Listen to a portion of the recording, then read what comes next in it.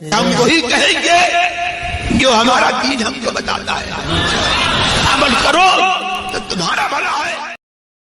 السلام علیکم ورحمۃ اللہ وبرکاتہ۔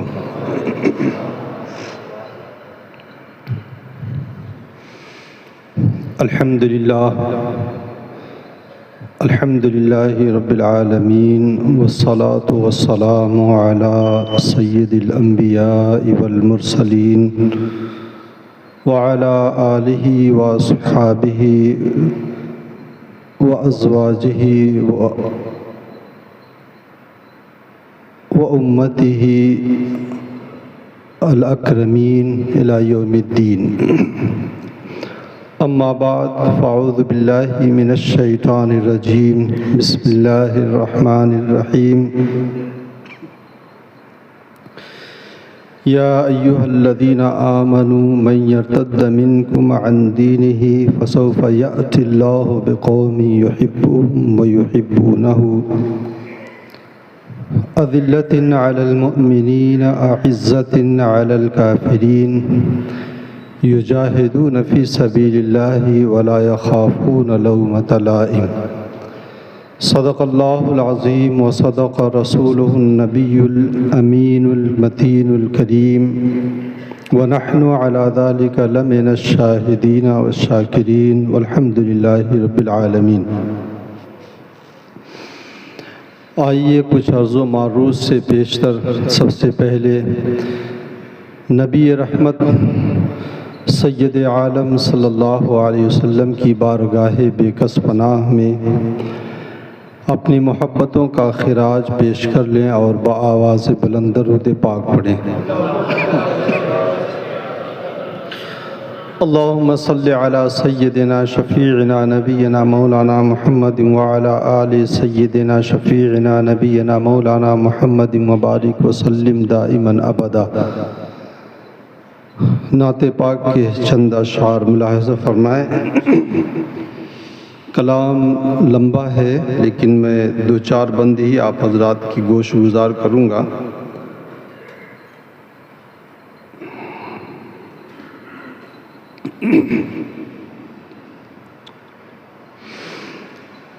کس کے جلوے کی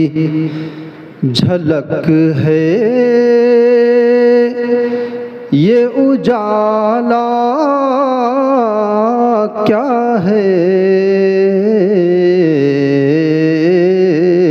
محشر میں جب ساری انسانیت مایوس ہو جائے گی اور ہر طرف اندھیرا اندھیرا نظر آئے گا، اس وقت نبی رحمت صلی اللہ علیہ وسلم کا جب وہاں پہ ورود مسعود ہوگا اور آپ کی نورانیت اور روشنی سے ایک امید کی کرن پھوٹے گی، تو اس وقت کا پورا نقشہ ہے۔ اعلیٰ حضرت رضی اللہ تعالیٰ عنہ نے اس نقشے کو کھینچا ہے، اپنی آرزوئیں اپنی تمنائیں وہاں پہ رکھی ہیں۔ ملاحظہ کریں، کس کے جلوے کی جھلک ہے یہ اجالا کیا ہے؟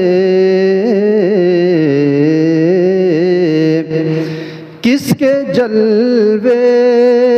کی جھلک ہے یہ اجالا کیا ہے؟ ہر طرف دیدے حیرت زدہ تکتا کیا ہے؟ ہر طرف دیدے حیرت زدہ تکتا کیا ہے؟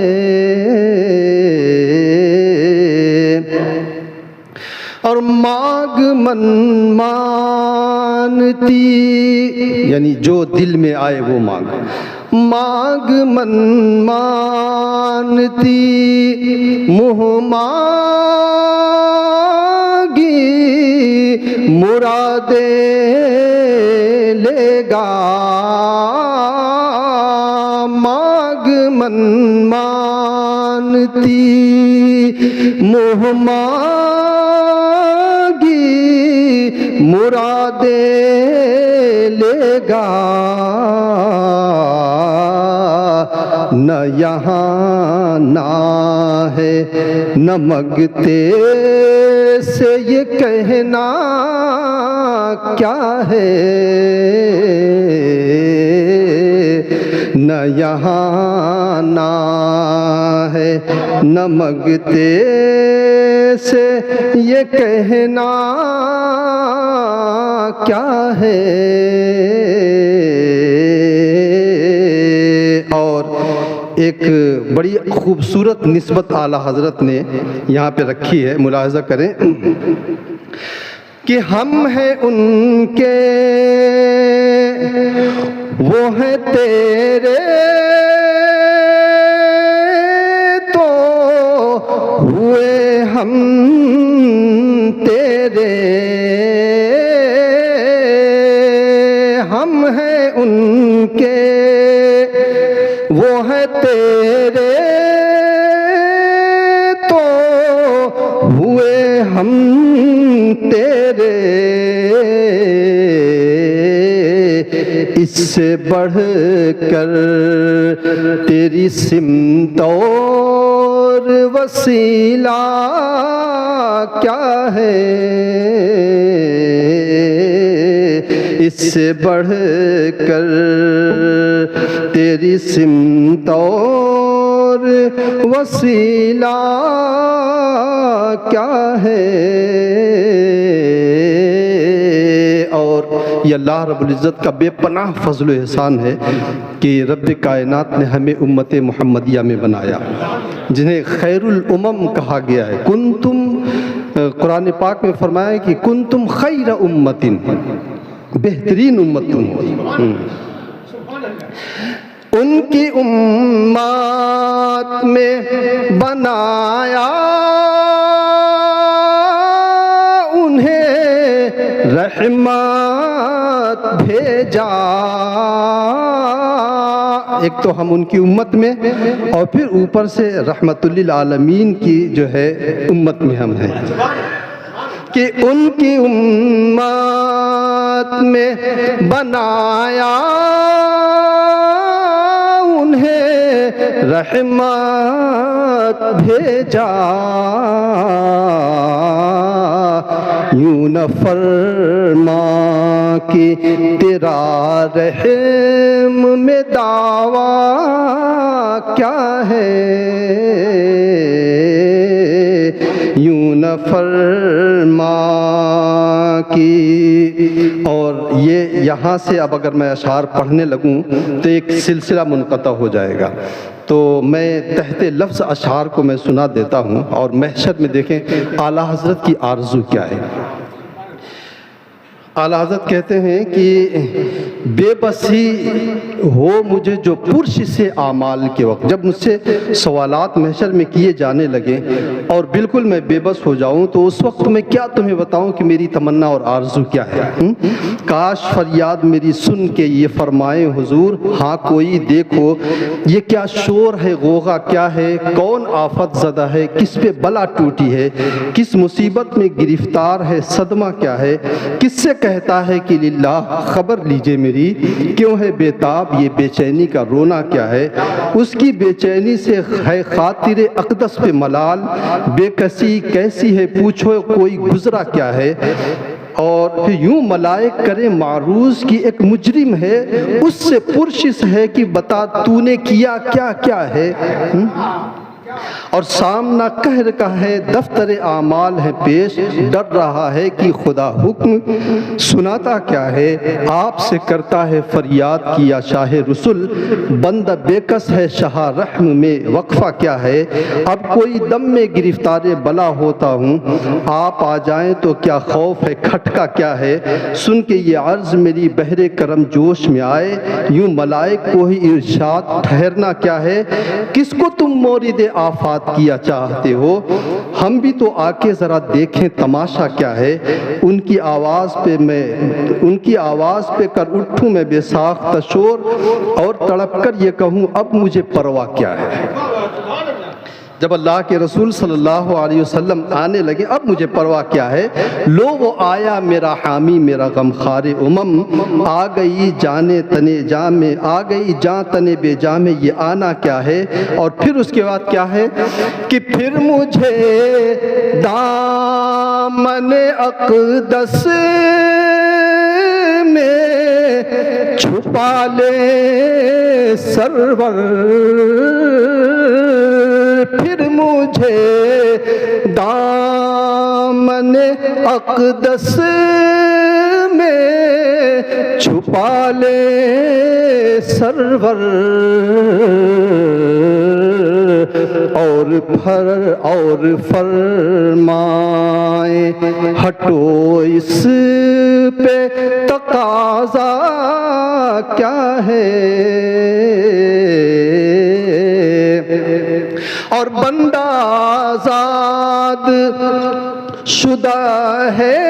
یہ ہمارے در کا، کیسا لیتے ہو حساب اس پہ تمہارا کیا ہے۔ اور یہ سما دیکھ کے محشر میں اٹھے شور کی واہ، چشم بد دور ہو کیا شان ہے، رتبہ کیا ہے، کہ اپنے بندے کو مصیبت سے بچایا کیا ہے۔ اے رضا جان عنا دل تیرے نغموں کے نثار، بلبل باغ مدینہ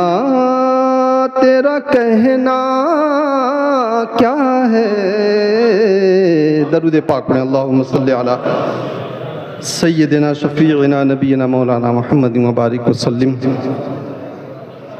صلاۃ و سلام علیک سیدی یا رسول اللہ صلی اللہ علیہ وسلم۔ اللہ تبارک و تعالی نے انسانوں کو پیدا کیا اور انسانوں کی ہدایت کے لیے انبیاء کرام علیہ الصلاۃ والتسلیم کو بھیجا، اپنے احکامات کتابوں کی شکل میں، صحیفوں کی شکل میں اور شریعت کی شکل میں اپنے احکامات بندوں تک پہنچائے۔ ان احکامات کی تشریح و توضیح کے لیے انبیاء کرام علیہ الصلاۃ والتسلیم کی ایک بڑی جماعت کو رب کائنات نے ہمارے درمیان بھیجا، اور ان انبیاء کرام کو نشان ہدایت بنایا، اور پوری دنیا کے انسانوں سے یہ فرما دیا کہ ہم نے حق و باطل کو تمہارے سامنے رکھ دیا، خیر و شر کو تمہارے سامنے رکھ دیا، تمہیں سوچنے سمجھنے کی ایک صلاحیت عطا کر دیا، اچھے برے کے درمیان فرق کرنے کی تمیز دے دیا۔ اب تمہاری ذمہ داری یہ ہے کہ تم میرے ان انبیاء کرام علیہ الصلاۃ والتسلیم کے نشان ہدایت پہ چلو۔ اگر تم ان کی فرما برداری کرو گے اور ہدایت کے راستے پر چلتے رہو گے تو تم انعام و اکرام کے مستحق ٹھہرو گے، اور اگر تم نے ان کی نافرمانی کی اور نشان ہدایت سے تم اگر ہٹ گئے تو ایسی صورت میں تم مستحق سزا ہوگے، اور عذاب کے مستحق اور عذاب نار میں تمہیں ڈال دیا جائے گا۔ اور یہ رب کائنات نے جو یہ ہمیں بتایا، یہ ہمارے عروج و زوال کا ایک ایسا ضابطہ ہے، اور اتنا اٹل یہ ضابطہ ہے کہ یہ ضابطہ کبھی نہیں ٹوٹتا ہے۔ آپ پچھلی قومیں میں اٹھا کر کے دیکھ لیں، اللہ تبارک و تعالیٰ نے صاف طور پہ انبیاء کرام کو فرما دیا کہ وَاتْلُ مَا أُوحِيَ إِلَيْكَ مِن كِتَابِ رَبِّكَ لَا مُبَدِّلَ لِكَلِمَاتِهِ، کہ وَاتْلُ مَا أُوحِيَ إِلَيْكَ مِنْ كِتَابِ رَبِّكَ وَلَا مُبَدِّلَ لِكَلِمَاتِهِ وَلَن تَجِدَ مِن دُونِهِ مُلْتَحَدًا کہ اے انبیاء کرام علیہم الصلاۃ والتسلیم کی جماعتوں، تم یہ بات جو کتاب ہدایت میں تمہیں دی گئی ہے یہ لوگوں کے سامنے کھول کر کے بیان کر دو، اور یہ بھی بتا دو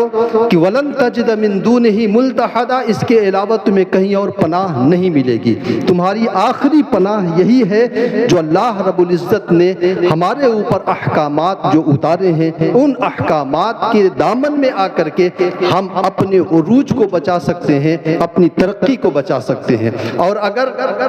ہم نے ان احکامات کو چھوڑا تو پھر زوال ہمارا مقدر بن جائے گی۔ یہ ایک ایسا اٹوٹ فیصلہ ہے کہ سابقہ قوموں کی ساری تاریخ آپ اٹھا کر کے دیکھیں، ساری تاریخ میں یہی آپ کو ملے گا کہ وہ قومیں جب اللہ تبارک و تعالیٰ کی فرما بردار رہی، انبیاء کرام علیہ الصلوۃ والتسلیم کی وفات شعار رہی اور نشان ہدایت پر وہ باقی رہی، تو ان قوموں کو عروج ملتا رہا، ان قوموں کو آشائش سے ملتی رہی۔ لیکن جب انہوں نے انبیاء کرام کی نافرمانی کی، اللہ تبارک و تعالیٰ کے حکموں کو توڑا، تو اللہ تبارک و تعالیٰ نے ان کے اوپر عذاب کا اہلا نازل کر دیا۔ قرآن پاک میں رب کائنات نے ہمیں اس بات کی طرف توجہ دلائی ہے اور فرمایا ہے افلم یسیروا فی الارض فینظروا کیف کان عاقبۃ الذین کانوا من قبلہم کانوا ہم اشد منہم قوۃ وآثارا فی الارض، کیا یہ لوگ زمین میں گھوم کر کے وہ دیکھتے نہیں ہیں کہ پچھلی قوموں کا کیا حال ہوا جو طاقت میں بھی ان سے بڑھ کر کے تھے، کانوا اشد منہم قوۃ، طاقت میں بھی ان سے بڑھ کر کے تھے، وآثارا فی الارض، زمین میں آج تک ان کے نشانات اور باقیات باقی ہیں۔ آج بھی جن علاقوں میں اللہ رب العزت کا عذاب آیا ہے وہ عذاب کی نشانیاں آج بھی باقی ہیں۔ کیا یہ گھوم کر کے دیکھتے نہیں کہ ان کا انجام کیا ہوا اور اس سے یہ سبق حاصل نہیں کرتے ہیں؟ قرآن پاک ایسی آیات سے اور پچھلی قوموں کی تاریخ اور ان کے اوپر آنے والے عذاب کے واقعات سے قرآن پاک آپ کو بھرا پڑا ملے گا۔ قرآن پاک میں 6666 آیتیں ہیں، لیکن ان میں سے 500 آیات جو ہے احکام کی ہیں، باقی اس کے علاوہ 6166 جو آیتیں ہیں، یہ آیتیں صرف یہی تو قصے ہیں پچھلی قوموں کے جو ہے ان کے واقعات اور حادثات ہیں جن میں ہمارے لیے عبرت کا نشان رب کائنات نے رکھا ہے۔ تو یہ اتنا اٹوٹ فیصلہ ہے، آپ سابقہ قوموں کی تاریخ اٹھا کر کے دیکھیں، قوم لوط کی آپ تاریخ اٹھا کر کے دیکھ لیں، 5 شہر ان کے اتنے شاندار آباد تھے، شہر صدوم اور شہر عمورہ اس میں اتنا تھا کہ اس زمانے کی تاریخ میں اتنا ترقی یافتہ کوئی شہر نہیں تھا، زندگی کی ساری آشائشیں انہیں مہیا تھی، ہر طرح کی ترقی انہیں حاصل تھی، ہر طرح کا امن و سکون انہیں زندگی میں حاصل تھا۔ لیکن اس قوم کے اندر جہاں بہت ساری خرابیاں تھیں وہاں ایک بہت ہی بدترین قسم کی خرابی آئی، اور یہ خرابی خود اسی قوم نے پیدا کیا تھا۔ وہ یہ تھی کہ یہ اپنے شہوت نفس کو پورا کرنے کے لیے عورتوں کے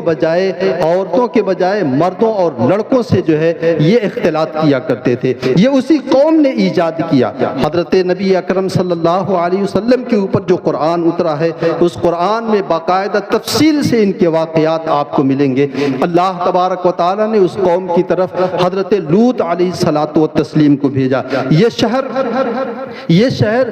ڈیڈ سی کے کنارے پر آباد ہے، اور آج بھی اس شہر کی باقیات آپ کو ملیں گی۔ اس شہر میں حضرت لوط علیہ الصلوۃ والتسلیم کو نبی بنا کر کے بھیجا گیا۔ حضرت لوط علیہ الصلوۃ والتسلیم نے انہیں سمجھایا اور انہیں ڈرایا، اللہ کے عذاب سے انہیں متنبہ کیا، اور باقاعدہ حضرت لوط علیہ الصلوۃ والتسلیم نے کہا اتاتون الفاحشۃ، یہ برائیاں تم کرتے ہو کہ اتاتون الرجال شہوۃ من دون النساء، عورتوں کو چھوڑ کر مردوں سے اپنی شہوتوں کو پورا کرتے ہو۔ اللہ تبارک و تعالیٰ کے حکم سے حضرت لوط علیہ الصلوۃ والتسلیم نے انہیں سمجھانے کی کوشش کی، لیکن ان کا جواب کیا آیا؟ قرآن پاک کہتا ہے وما کان جواب قومہ الا ان قالوا اخرجوہم من قریتکم انہم اناس یتطہرون، ان کا جواب یہی تو آیا کہ یہ بڑے پاکیزہ لوگ ہیں، ان کو اپنے شہر سے نکال دو، یہ اگر ہمارے درمیان رہیں گے ہمیں برائیوں سے روکنے کی کوشش کریں گے اور ہم اپنے شہوت نفس کو پورا نہیں کر پائیں گے، ہم آزادانہ طور پر زندگی نہیں گزار پائیں گے۔ چنانچہ حضرت لوط علیہ الصلوۃ والتسلیم نے جب سمجھایا، قوم نہیں مانی، اللہ تبارک و تعالیٰ نے جو انہیں ڈیڈ لائن لائن دیا تھا اور جو اس کا وعدہ تھا وہ وعدہ آ گیا۔ حضرت ابراہیم علیہ الصلوۃ والتسلیم کے پاس فرشتے عذاب لے کر کے آ جاتے ہیں۔ حضرت ابراہیم علیہ الصلوۃ والتسلیم کو جب پتہ چلا قوم لوط کے اوپر عذاب یہ لے کر کے آئے ہیں، حضرت ابراہیم علیہ الصلوۃ والتسلیم نے رب کی بارگاہ میں دعا کیا۔ اللہ تبارک و تعالیٰ کی جانب سے حضرت ابراہیم کو بتا دیا گیا لوط اور ان کے اہل خانہ کو بچا لیا جائے گا۔ چنانچہ حضرت لوط علیہ الصلوۃ والتسلیم کی قوم پر عذاب اس انداز میں آیا کہ حضرت جبرائیل امین علیہ الصلوۃ والتسلیم کو بھیجا گیا۔ حضرت جبرائیل امین نے اپنے پروں سے زمین کی تہ تک اپنے پروں کو پہنچایا اور اس بستی کو، پانچوں شہر کو آسمان کی بلندیوں میں اتنی بلندی پر لے کر کے گئے کہ روایتوں میں ملتا ہے کہ وہاں کے کتوں کے بھونکنے کی آواز آسمان کی بلندیوں تک پہنچ رہی تھی، اور حضرت جبرائیل امین علیہ الصلوۃ والتسلیم نے اتنی آہستگی سے اٹھایا کہ برتن میں رکھا ہوا پانی بھی نہیں ہل سکا۔ یہ اللہ تبارک و تعالیٰ کا عذاب دیکھیں کہ وہ قرآن پاک میں اللہ رب العزت نے فرمایا ہے کہ جو اللہ کی تدبیر سے بے خوف ہو جاتا ہے تو اللہ تبارک و تعالیٰ اسی انداز سے اس کے اوپر عذاب نازل کرتا ہے۔ اور حضرت جبرائیل علیہ الصلوۃ والتسلیم آسمان کی بلندی پر لے کے گئے اور پھر اس پوری بستی کو پلٹ لیا، تہو بالا کر دیا۔ اور قرآن پاک میں رب کائنات نے فرمایا فَجَعَلْنَا عَالِيَهَا سَافِلَهَا وَأَمْطَرْنَا عَلَيْهَا حِجَارَةً مِّن سِجِّيلٍ مَّنضُودٍ مُّسَوَّمَةً عِندَ رَبِّكَ وَمَا هِيَ مِنَ الظَّالِمِينَ بِبَعِيدٍ کہ اللہ تبارک و تعالیٰ نے اوپری حصے کو پلٹ کر کے نیچے کر دیا، پتھروں کی بارش ان کے اوپر ہوئی، آگ کے شعلے ان کے اوپر برسائے گئے، باقاعدہ پتھروں کے اوپر نشان لگے ہوئے تھے، نام مجرموں کے لکھے ہوئے تھے، جس مجرم کے اوپر وہ عذاب آیا وہ پتھر اپنے مجرم پر جا کر کے لگا اور ہلاک اور تباہ و برباد ہو گیا۔ آج اس قوم کا نام و نشان نہیں، ایک کہانی بن کر کے وہ رہ گئی ہے وہ قوم۔ دیکھیں قوم جب تک اللہ تبارک و تعالیٰ کے نبی کی نافرمانی نہیں کیا اس وقت تک اللہ تبارک و تعالیٰ نے عذاب سے بچائے رکھا۔ رب کائنات کا یہ طریقہ ہے، یہ اس کی سنت الہیہ ہے کہ اللہ تبارک و تعالیٰ کسی قوم کے اوپر عذاب اس وقت تک نازل نہیں فرماتا ہے جب تک ان کے درمیان کوئی نذیر نہ بھیج لے، کسی نبی کو نہ بھیج لے۔ اللہ تبارک و تعالیٰ نے قرآن پاک میں فرمایا وَمَا كُنَّا مُعَذِّبِينَ حَتَّى نَبْعَثَ رَسُولًا، جب تک ہم کسی قوم میں رسول و نبی بھیج نہیں دیتے اس وقت تک ہم ان کے اوپر عذاب نازل نہیں کرتے ہیں۔ انہیں آخری مرتبہ رب کائنات انہیں ڈیڈ لائن دیتا ہے، انبیاء کرام علیہ الصلوۃ والتسلیم کے ذریعے انہیں عذاب سے ڈراتا ہے، نعمتوں کی یاد دلاتا ہے، لیکن اس کے باوجود بھی جب وہ قوم نعمت الہیہ کی ناشکری کرتی ہے اور اس کے حکموں کو توڑتی ہے تو عذاب نازل ہو جاتا ہے۔ قرآن پاک میں اللہ نے فرمایا جو شخص دین سے پھر جاتا ہے تو اللہ تبارک و تعالی ان قریب اس قوم کے بدلے دوسری قوم لے کر کے آ جائے گا۔ دین سے پھرنا صرف اتنا ہی نہیں ہے کہ آدمی مرتد ہو جائے، دین سے پھرنا یہ بھی ہے کہ احکام الہیہ کو توڑ دیا جائے، اللہ اور اس کے رسول صلی اللہ علیہ وسلم کی نافرمانی کیا جائے اور دل میں ذرا بھی شرمندگی آدمی کی نہ ہو۔ آپ اس کے علاوہ قوموں کو دیکھ لیں، میرے پاس انبیاء کرام علیہ الصلوۃ والتسلیم کی قوموں کی ایک تاریخ ہے، آپ اٹھا کر کے دیکھیں۔ قوم بنی اسرائیل کو آپ دیکھ لیں،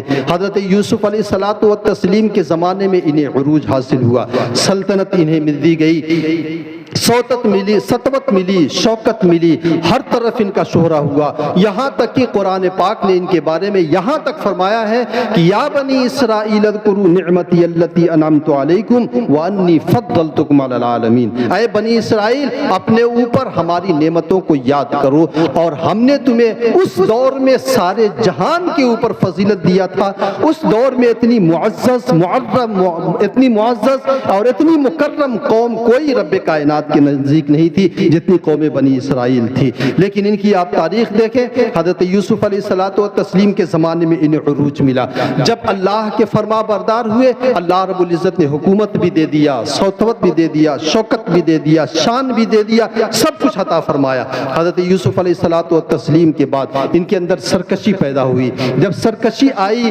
دین کو انہوں نے کھلواڑا بنا لیا، شریعت کے حکم کو توڑا، اللہ تبارک و تعالی نے فرعون کو ان کے اوپر مسلط مسلط کر دیا۔ صدیوں تک فرعون نے ان کو اپنا غلام بنا کر کے رکھا، زندگی ان کے اوپر تنگ کر دیا، ایک غلامانہ زندگی گزار رہے تھے، تن ڈھکنے کا بھی انہیں حق حاصل نہیں تھا۔ اتنی بدترین زندگی غلامی کی یہ گزاری ہے قوم بنی اسرائیل نے فرعون کے زمانے میں کہ اس کی آپ کو تاریخ نہیں ملتی ہے۔ لیکن فرعون بھی جب سرکشی پر آمادہ ہوا، حضرت موسیٰ علیہ الصلوۃ والتسلیم کو بھیج دیا گیا، اور حضرت موسیٰ علیہ الصلوۃ والتسلیم کے مقابلے میں آیا اور سرکشی کی بنیاد پر وہ مارا گیا، ہلاک ہوا۔ حضرت موسیٰ علیہ الصلوۃ والتسلیم کے ساتھ قوم بنی اسرائیل کو پھر ایک مرتبہ عروج ملا، اور فلسطین میں انہیں غلبہ دیا گیا۔ فلسطین میں وہ قوم آباد تھی جسے قوم عمالقہ کہا جاتا ہے، جو اتنے قداور تھے کہ قوم بنی اسرائیل کو جب حکم دیا گیا تھا کہ جاؤ ان سے لڑو، تو قوم بنی اسرائیل کے لوگوں کو پکڑ کے ان لوگوں نے اپنے جھولے اور اپنی جھولوں میں اور اپنی جیبوں میں رکھ لیا تھا، اور جا کے اپنے بادشاہ سے کہا تھا یہ ہم سے لڑنے کے لیے آئے۔ اتنی تندرست و توانا اور اتنی قداور یہ قوم تھی، لیکن جب ان لوگوں نے اللہ تبارک و تعالیٰ کو اس کے رسول کی فرما برداری کیا، تو رسول گرامی وقار حضرت موسیٰ علیہ الصلوۃ والتسلیم کے صدقے میں اللہ تبارک و تعالیٰ نے انہیں غلبہ عطا کیا، اور فلسطین میں یہ غالب آ گئے۔ اس قوم کو ہلاک اللہ اور تباہ کر دیا، فلسطین میں غلبہ دیا، شہر مقدس میں انہیں بسایا، ہر طرح کی سہولتیں اور آشائشیں دی۔ پھر ان کے اندر سرکشی جب آئی تو اللہ تبارک و تعالیٰ نے ان کے اوپر پھر ظالم اور جابر حکمراں کو مسلط کر دیا۔ جالوت نامی بادشاہ مسلط ہوا جس نے انہیں غلام بنا لیا، قوم بنی اسرائیل کو فلسطین سے نکال دیا، بیت المقدس کو تاراج کر دیا، یہاں تک کہ تابوت سکینہ بھی ان سے چھین لیا جس میں ان کی زندگی کا سرمایہ تھا، اور ان کے عروج و زوال کی، ان کے عروج کی سارے اسباب موجود تھے، انبیاء کرام کی نشانیاں اس میں موجود تھی، لیکن اس نے وہ تابوت سکینہ بھی چھین لیا اور ان کو فلسطین سے بے دخل کر دیا۔ پھر حضرت داؤد علیہ الصلوۃ والتسلیم کا جب زمانہ آیا، حضرت داؤد علیہ الصلوۃ والتسلیم کے زمانے میں پھر ایک مرتبہ عروج ملا اور بادشاہت ان کے ہاتھ میں آئی۔ قرآن پاک میں رب کائنات نے فرمایا وَلَقَدْ آتَيْنَا دَاوُودَ مِنَّا فَضْلًا يَا جِبَالُ أَوِّبِي مَعَهُ وَالطَّيْرَ وَأَلَنَّا لَهُ الْحَدِيدَ، ہم نے داؤد علیہ الصلوۃ والتسلیم کو اپنی جانب سے بے پناہ فضل عطا فرمایا، اور یہاں تک ان کے زمانے میں تھا کہ ہم نے پہاڑوں کو حکم دے دیا تھا کہ داؤد جب تسبیح اللہ کی بولیں تو داؤد کے ساتھ مل کر کے تم بھی تسبیح کرو۔ پرندوں کو حکم دے دیا گیا تھا۔ حضرت داؤد علیہ الصلوۃ والتسلیم جب زبور کی تلاوت کیا کرتے تھے تو پہاڑ رب کائنات کی تسبیح بولا کرتے تھے، پرندے آ کر کے جمع ہو جایا کرتے تھے۔ حضرت داؤد علیہ الصلوۃ والتسلیم کو رب کائنات نے یہ معجزہ عطا فرمایا کہ لوہا ان کے ہاتھ میں آتا تھا تو نرم ہو جایا کرتا تھا موم کی طرح، جس طرح چاہتے تھے اسے ہتھیار بنا لیتے تھے، اپنی سلطنت کو طاقتور بناتے تھے۔ حضرت داؤد علیہ الصلوۃ والتسلیم کے بعد حضرت سلیمان علیہ الصلوۃ والتسلیم ان کے بیٹے، ان کو سلطنت میں اور وسعت عطا کی گئی۔ قرآن پاک میں رب کائنات نے فرمایا ان کو صرف اور صرف سلطنت ہی نہیں، زمین کے اوپر ہی سلطنت نہیں، ہواؤں پر حکومت تھی، پانی پر حکومت تھی، چرند و پرند پر حکومت تھی، جانور اور بہائم کے اوپر حکومت تھی، انسان تو انسان جناتوں کے اوپر بھی حکومت حضرت سلیمان علیہ الصلوۃ والتسلیم کی تھی۔ یہ قوم بنی اسرائیل کا عروج ہی تو ہے کہ ان کے زمانے میں یہ ساری چیزیں ان کے تابع فرمان کر دی گئی تھی، اور ان کے بارے میں اللہ رب العزت نے قرآن پاک میں فرمایا وَأَصَلْنَا لَهُ عَيْنَ الْقِطْرِ، ہم نے تانبے کا چشمہ ان کے لیے بہا دیا گیا تھا۔ روایتوں میں ملتا ہے ہر مہینے 3 دن تانبے کا چشمہ بہ جایا کرتا تھا۔ یا حضرت داؤد علیہ الصلوۃ والتسلیم کے ہاتھ میں تانبا آتا تھا تو موم ہو جایا کرتا تھا، اور آپ اس سے طرح طرح کی چیزیں بناتے تھے، بنوایا کرتے تھے، بڑی بڑی ڈیگیں، بڑے بڑے جو ہے چیزیں بنائی جاتی تھیں۔ اور حضرت سلیمان علیہ الصلوۃ والتسلیم کے زمانے میں اتنا عروج ہوا، لیکن پھر حضرت سلیمان علیہ الصلوۃ والتسلیم کے بعد ان لوگوں کے اندر پھر سرکشی آئی۔ اب کی مرتبہ حضرت سلیمان علیہ الصلوۃ والتسلیم کے بارے میں بدگمانی پیدا کیا، اور ان لوگوں نے کہا سلیمان کوئی نبی نہیں تھے، جادوگر تھے۔ حضرت سلیمان علیہ الصلوۃ والتسلیم کی شبیہ بگاڑ کر کے ان کو رکھ دیا، پھر ان کے اوپر عذاب مسلط کر دیا گیا۔ سکندر اعظم کو مسلط کیا گیا جس نے فلسطین سے باہر کیا، غلام بنایا، اتنا انہیں ستایا اور اتنا ظلم کیا کہ ان کی زندگی کی جو ہے ان کی زندگی جہنم بن کر کے رہ گئی تھی۔ لیکن حضرت داؤد، حضرت سلیمان علیہ الصلوۃ والتسلیم کے بعد حضرت عزیر کے زمانے میں پھر انہیں عروج ہوا، پھر سرکشی کیا، اور پھر سرکشی جب کیا تو حضرت عزیر علیہ الصلوۃ والتسلیم کے بعد سرکشی اتنی بڑھی، حضرت یحییٰ کو شہید کیا، حضرت زکریہ کو شہید کیا، اور اللہ تبارک و تعالیٰ کے مقدس رسولوں کو شہید کرنے کی کوشش بھی کی۔ حضرت عیسیٰ علیہ الصلوۃ والتسلیم کو اپنے گمان کے مطابق سولی پر چڑھا ہی دیا تھا، اگرچہ یہ ان کا گمان ہی ہے لیکن انہوں نے کوشش ضرور کیا تھا۔ یہ اتنی سرکشی جب آئی، اللہ تبارک و تعالیٰ نے ان کے بارے میں کیا فرمایا؟ غیر المغضوب علیہم، یہ قوم ایسی ہے جن کے اوپر اللہ تبارک و تعالیٰ کا غضب نازل ہو گیا ہے۔ اور آج بھی اگر آپ دیکھیں تو ان کے اوپر واقعی پھٹکار ہے، اور ایسی پھٹکار ہے کہ ان کا امیر کبیر آدمی بھی آپ کے سامنے آئے گا تو آپ اس کے ہاتھ پہ 10 روپیہ رکھ دیں گے، فقیر معلوم ہوتا ہے۔ یہ اللہ تبارک و تعالیٰ کی پھٹکار ہے ان قوم کے اوپر۔ انسان جب بھی سرکشی کیا ہے، رب کائنات نے اس کے اوپر عذاب مسلط کیا ہے، اس کی جگہ دوسری قوموں کو لے کر کے۔ قوم سبا، حضرت سلیمان علیہ الصلوۃ والتسلیم کے زمانے میں یمن میں سبا نامی ایک شخص تھا جو قبیلہ بنو قحطان کا تھا۔ اس نے ایک شہر کو آباد کیا تھا، جو اس شہر کی خصوصیت یہ تھی کہ اس شہر کو اللہ تبارک و تعالیٰ نے بے پناہ ترقی عطا کیا تھا۔ اس شہر کی آپ تاریخ پڑھیں تو عش عش کریں گے، ویسا شہر تاریخ میں نہیں ملتا ہے۔ قرآن پاک نے اس کے بارے میں فرمایا ہے بلدۃ طیبۃ ورب غفور۔ اللہ تبارک و تعالیٰ نے اسے بلدہ طیبہ کہا ہے، پاکیزہ شہر کہا ہے۔ اس شہر کے دونوں طرف باغات تھے، نہریں جاری تھیں، باغات اتنے زیادہ ثمر آور تھے کہ روایتوں میں ملتا ہے کہ اگر کوئی شخص اپنے سر کے اوپر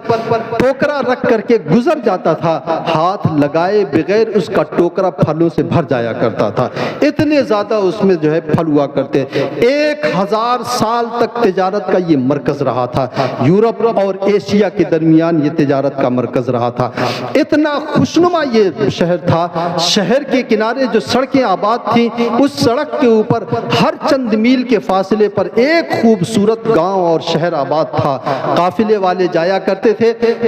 صبح میں چلتے، دوپہر ہوتے ہوتے انہیں ایک گاؤں شہر مل جاتا تھا، اس شہر میں آرام کیا کرتے تھے۔ راستے میں نہ چوری کا کوئی خوف، نہ ڈاکو کا کوئی خوف، بے امنی کا کوئی خوف نہیں تھا، امن و امان کے ساتھ آدمی گزر جاتا تھا۔ اور بلدۃ طیبۃ کی تفسیر میں مفسرین فرماتے ہیں کہ اس شہر کی ہوا اتنی پاکیزہ تھی، نہ وہاں مچھر تھا، نہ مکھی تھی، نہ پسو تھا، کوئی بھی ایسا کیڑا مکوڑا، سانپ بچھو کچھ بھی اس شہر میں موجود نہیں تھا۔ اور اس شہر کی فضا اتنی اچھی تھی کہ اگر کوئی باہر کا شخص آتا تھا اور اس کے بدن پہ جوئیں ہوتے تھے، اس شہر کی فضا میں وہ اثر رب کائنات نے رکھا تھا کہ اس شہر کی ہواؤں کی وجہ سے اس کے جوئیں مر جایا کرتے تھے۔ اللہ تبارک و تعالیٰ نے اتنا انعام و اکرام دیا، لیکن جب یہ قوم آفتاب پرستی میں پڑ گئی، مشرکانہ عمل میں یہ پڑ گئی، اللہ تبارک و تعالیٰ نے اس قوم کی طرف 13 انبیاء کرام علیہ الصلوۃ والتسلیم کو بھیجا، لیکن ان لوگوں نے جب ان انبیاء کرام علیہ الصلوۃ والتسلیم کی باتوں کو نہیں سنا تو اللہ تبارک و تعالیٰ نے پھر ان کے اوپر ایسا عذاب نازل فرمایا کہ قرآن پاک میں اللہ رب العزت فرماتا ہے کہ ہم نے ان کے اوپر ایک زور کا عذاب اور ایک زور کا سیلاب کر دیا، اور ایسا سیلاب آیا کہ ان کے باغات ڈوب گئے، ان کی بستیاں ریت میں دب گئیں اور سب کے سب ہلاک ہو گئے۔ جو باغات خوشنما باغات تھے، ان باغات کی جگہ پر اللہ تبارک و تعالیٰ نے فرمایا ہے کہ ہم نے ان کی جگہ پر جھاؤ کے درخت لگا دیے، بیری کے درخت آ گئے، کانٹے دار خاردار جنگل اسے بنا دیا۔ یہ اللہ تبارک و تعالیٰ کی نعمتوں کی ناشکری ہے۔ اللہ رب العزت نے فرمایا ہے کہ ہم نے ناشکروں ہی کو، اللہ رب العزت فرماتا ہے ہم نے ناشکروں ہی کو عذاب دیا ہے۔ جب میری نعمتوں کی ناشکری وہ اس انداز سے کیا کرتے ہیں، میرے حکموں کو توڑتے ہیں، تو اللہ تبارک و تعالیٰ کا عذاب نازل ہوتا ہے۔ قرآن پاک میں اللہ رب العزت نے کتنے صاف لفظوں میں فرمایا ہے وَلَوْ أَنَّهُمْ أَقَامُوا التَّوْرَاةَ وَالْإِنْجِيلَ والانجیل، اگر یہ لوگ توریت اور انجیل کے احکامات کو اپنے اوپر لاگو کر لیں اور اس کے احکامات کو نافذ کر لیں تو اللہ تبارک و تعالیٰ فرماتا ہے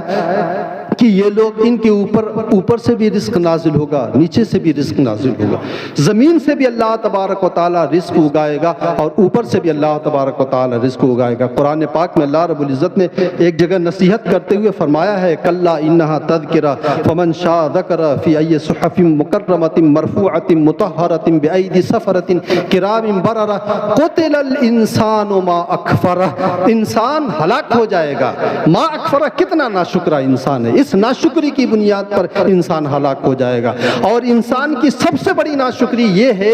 کہ اللہ نے اسے زندگی دیا، اس کے ہاتھ اور پاؤں کو سلامت بنایا، پھر بھی رب کائنات کی عبادت وہ نہ کرے، اس کے احکامات کو توڑے، تو سب سے بڑی یہ ناشکری ہے۔ اللہ تبارک و تعالیٰ نے فرمایا قتل الانسان ما اکفرہ من ای شیء خلقہ، ذرا یہ اپنی تخلیق میں تو غور و فکر کر لے کہ یہ پیدا کس چیز سے ہوا ہے۔ خلقہ من نطفۃ، ایک گندے پانی سے اسے پیدا کیا، اچھلتا ہوا پانی، گندے پانی سے اللہ رب العزت نے اسے پیدا کیا ہے، اور پھر پیدا کرنے کے بعد اسے زندگی کا شعور دیا، راہ بتائی، زندگی کی ترقی کے مواقع فراہم کیے، پھر اس کے بعد اسے موت دیا، موت کے بعد قبر میں اسے اتارا، اور پھر اللہ تبارک و تعالیٰ جب چاہے گا اسے اٹھا لے گا، اور جب چاہے گا رب کائنات اٹھائے گا اور حساب و کتاب رب کائنات اپنے حضور میں اس سے لے گا۔ اور اللہ رب العزت نے فرمایا ہے کلا اللہ رب العزت نے فرمایا کہ ابھی تک اس نے وہ کام نہیں کیا جو اس کے ذمے پر لگایا گیا تھا، یعنی اللہ رب العزت کی عبادت، اس کے احکامات کی پابندی، دین سے جڑ کر کے رہنا، یہی تو رب کائنات کے شکرانہ ہے۔ اور دیکھیں جب بھی کوئی قوم سرکشی کرتی ہے تو اللہ تبارک و تعالیٰ اس کی جگہ پہ دوسری قومیں لا کر کے کھڑا کر دیا کرتا ہے۔ آپ بغداد کی تاریخ اٹھا کر کے دیکھیں، اتنا شاندار شہر تاریخ اسلام میں آپ کو کوئی نہیں ملے گا جتنا شاندار شہر بغداد تھا۔ اور اس بغداد کی اگر میں تاریخ بیان کرنے پہ آؤں تو اس کی جو ہے اتنے خوشنما عمارتیں اور سڑکیں اور وہاں کی ترقی، اور وہاں اتنے زر و جواہرات تھے کہ معتصم باللہ کو جب ہلاکو خان کا حملہ ہوا تھا، گرفتار کیا گیا تھا، اس نے زر و جواہرات کے ٹوکرے اس نے بھیجے تھے تاکہ میں اس کی جو ہے چنگل سے بچ جاؤں، تو اس نے پکڑ کر کے زر و جواہرات اس کے منہ میں ٹھوس لیے، کہا کہ لے یہ کھا، جب تو نے زر و جواہرات بچا کر کے رکھا ہے تو یہی تمہاری زندگی کو بچائیں گے۔ آج ہم بھی تو اپنی دولت بچا کر کے رکھتے ہیں، دین کے نام پہ خرچ نہیں کرتے ہیں، قوم کی فلاح و بہبود کے نام پہ ہم اسے خرچ نہیں کرتے ہیں، کہیں ایسا نہ ہو میدان محشر میں یہ نوٹ ہمارے منہ میں ٹھوس دیے جائیں۔ اللہ تبارک و تعالیٰ نے حضرت جب ہلاکو خان کا حملہ ہوا تھا، تو ہلاکو خان کا جب حملہ ہوا تو جب پورے بغداد کو تاراج کر دیا گیا، اور بغداد کی جو ہے آپ تاریخ اگر پڑھیں تو بغداد کی لائبریریوں کو جلا دیا گیا، جلا کر کے اسے دریائے دجلہ میں ڈال دیا گیا، اور دریائے دجلہ میں اتنا ڈالا گیا کہ دریائے دجلہ کا پانی 3 روز تک سیاہ رہا ان کتابوں کی خاک کی بنیاد پر۔ آپ اندازہ لگائیں کتنی کتابیں ان لوگوں نے جلا دیا تھا۔ اتنے لوگوں کو 10 لاکھ لوگ اس زمانے میں مارے گئے تھے، علماء کے سروں کو کاٹ کر کے اس نے مینارہ بنایا تھا، اتنا زبردست ظلم ہوا تھا۔ جب ظلم ہو گیا، ایک جگہ کوئی عالم دین تھے جو اللہ والے تھے، انہوں نے لوگوں کو اکٹھا کر کے نصیحت کیا، اللہ تبارک و تعالیٰ کی فرما برداری کی طرف انہیں بلایا اور اللہ کے حکموں کی طرف بلایا۔ تو ہلاکو خان کی جو بیٹی تھی وہ بیٹی دوڑ رہی تھی اور چکر لگا رہی تھی، اس نے دیکھا، دیکھنے کے بعد اپنے خادم سے کہا کہ جاؤ دیکھو وہاں کیسا تماشا چل رہا ہے۔ اس نے آ کر کے بتایا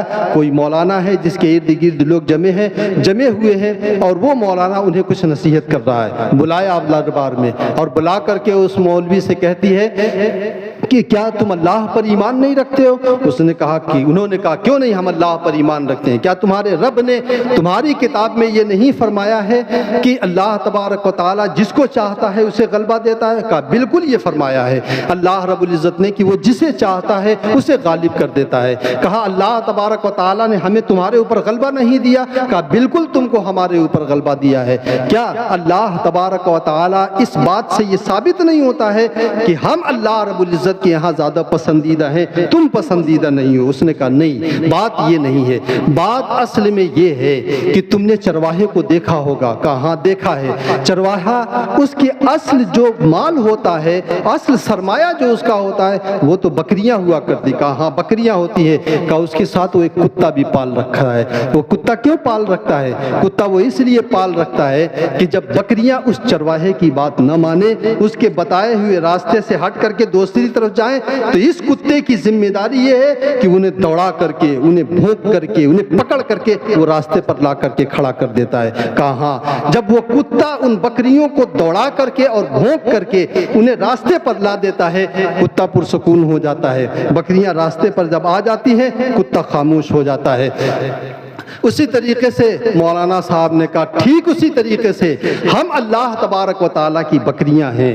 اور اللہ رب العزت نے ہمیں سدھارنے کے لیے تم جیسے کتوں کو ہمارے اوپر مسلط کر دیا ہے۔ ہم نے جب اللہ کے راستے کو چھوڑا، اس کے حکموں کو ہم نے توڑا، اور ہم اس کے بتائے ہوئے راستے سے جب جدا ہوئے تو اللہ تبارک و تعالیٰ نے تم جیسے کتوں کو مسلط کر دیا۔ اب تم ہمارے پیچھے پیچھے لگے رہو گے، ہم جب تک اللہ کے حضور آ نہ جائیں اور اس کے راستے پر لگ نہ جائیں تم ہمارے اوپر مسلط رہو گے۔ جس دن ہم اپنے رب کی بارگاہ میں آ کر کے اطاعت شعاری کا عہد کر لیں گے اور اپنی زندگی کو شریعت کے راستے پر لگا لیں گے، پھر تم کتوں کا کوئی کام باقی نہیں رہے گا۔ تو یہ وہ مثال ہے جس سے ہمیں سمجھ لینا چاہیے کہ آج دوسری قومیں جو ہمارے اوپر کتوں کی طریقے سے بھونک رہی ہیں، اس کی بنیادی وجہ یہی ہے کہ ہمیں رب کائنات نے جو راستہ بتایا ہے وہ راستہ ہم چھوڑ چکے ہیں۔ ہم اس کی اطاعت شعاری کو چھوڑ چکے ہیں، فرما برداری کو چھوڑ چکے ہیں۔ ہم نے اللہ تبارک و تعالیٰ کے حکموں کو اگر ہم آج بھی بجا لائیں اور اس کے در پہ آ کر کے جبین نیاز کو ہم خم کریں اور اس کے بتائے ہوئے طریقے کے اوپر زندگی گزاریں، تو یقیناً اللہ تبارک و تعالیٰ آج ہمیں پھر ان کتوں سے نجات دے دے گا۔ اللہ تبارک و تعالیٰ مجھے اور آپ کو عمل کی توفیق رفیق عطا فرمائے۔